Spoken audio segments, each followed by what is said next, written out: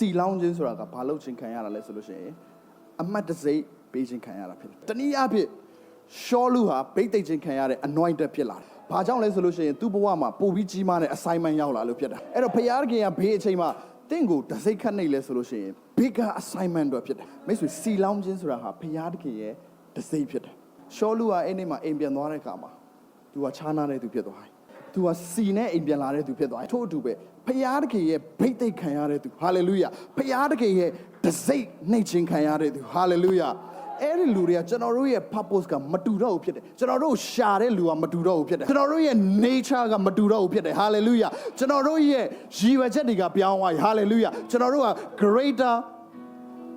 glory အတွက် hallelujah ကျွန်တော်တို့က serve လုပ်မဲ့သူတွေဖြစ်လာတယ် hallelujah အာမင်အရင်တော့ကတော့တင်းငယ်တဲ့အရာလေးတွေအတွက်ကျွန်တော်တို့ကအချိန်ကုန်တဲ့သူတွေဖြစ်လာတယ်ဒါပေမဲ့ဖခင်ရဲ့အမတ်တစိတ်ရှိလာတဲ့အခါမှာတင်သိတယ်ငါဒီအရာလေးနဲ့အလုပ်ရှုပ်လို့မရတော့ဘူးဖြစ်တယ် hallelujah ringgit 1000နဲ့ငါပြဿနာတက်နေလို့မရဘူး ringgit 2000နဲ့ငါပြဿနာတက်နေလို့မရတော့ hallelujah အာမင် I have greater purpose ဆိုပြီးတင်သိလာလိမ့်မယ် hallelujah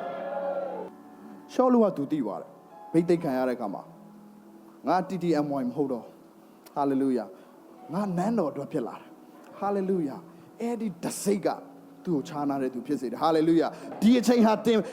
အဲ့ဒီအိုင်ကိုတင်ရမယ့်အချိန်ဖြစ်တယ် hallelujah hallelujah အဲ့ဒီစီကတင်ကိုတစိတ်နှိပ်ပေးမှာဖြစ်တယ် hallelujah အဲ့ဒီစီကဖခင်ရဲ့ brand ဖြစ်တယ် hallelujah အဲ့ဒီစီကဖခင်ရဲ့အမှတ်သားဖြစ်တယ်အဲ့ဒီစီကဖခင်ရဲ့ logo ဖြစ်တယ် hallelujah တင်ဘဝကိုခြားနာစေပါအဲ့ဒီစီဖြစ်တယ် hallelujah